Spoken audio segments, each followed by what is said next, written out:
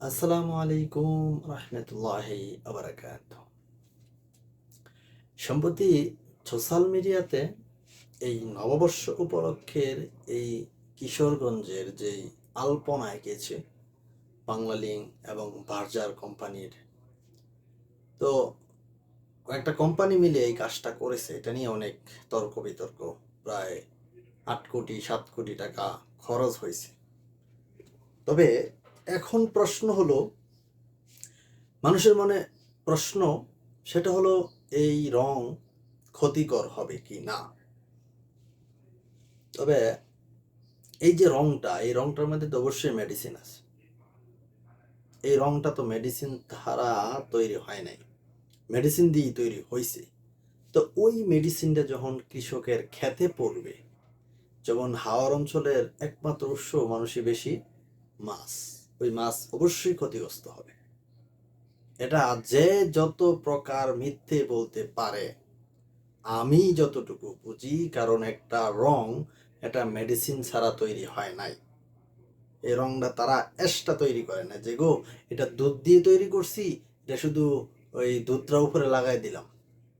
এটা মেডিসিন। রং আপনি খাইলে যেমন আপনার ক্ষতিকর, রং এটা খাবারের কোনো জিনিস না। একটা আছে তো খাবারের রং, একটা আছে ওইটা ব্যবহার করে নাই। এটা পেন্টিং, যেটা ওয়ালে, ওয়াল, বাসাবাড়ির যে ওয়াল, বিল্ডিং এ ব্যবহার করা হয়, ওইটা ওই রংটা। এটা খাবারের কোনো রং না, অবশ্যই এটা ক্ষতিকর। এই যে 7 কোটি টাকা ব্যয় করে তারা তাদের বিজ্ঞাপন হিসাবেই করছে, কিন্তু এটা রাষ্ট্রের জন্য ক্ষতিকর, আমাদের জন্য ক্ষতিকর, এই অঞ্চলের যারা কৃষক আছে তাদের ক্ষতিকর। তারা মাছ, যদি এই রংটা মাছের পেটে যায়, তখন ওই মাছ খাবে মানুষ, তখন মানুষের ক্ষতিকর। ওই কিশোরগঞ্জের মাছ আমাদের এলাকাতে আসতে পারে। তো এই যে একটা কাজ করছে, আর তাদেরকে অনুমতি দিল কে? সরকারি রাস্তার মধ্যে এরা এইভাবে করার অনুমতি কে দিল? আবার এখানে দেখলাম অনেক বড় বড় মানুষ গিয়া উদ্বোধন করছে, এই সেই দেখাইছে, কিন্তু এটা তো আসলে ক্ষতিকর। এই রং কি দুধ দিয়ে তৈরি করছে না পানি দিয়া? যে এটা শুধু দুধ আর পানি, এটা ধুইয়া খেতে গেলে আর মাছের গেলে সমস্যা নেই?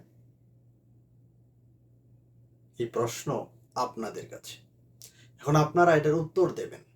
এখানে যারা, আমি অনেকগুলো নিউজে দেখছি ভিডিওটা, যারা এটা নিয়ে কথা বলছে, তবে এরা আসলেই আমাদের জন্য ক্ষতিকর কি না, এই জিনিসটা কমেন্ট বক্সে বলে যাবেন। সবার জন্য শুভকামনা, ভালো থাকবেন।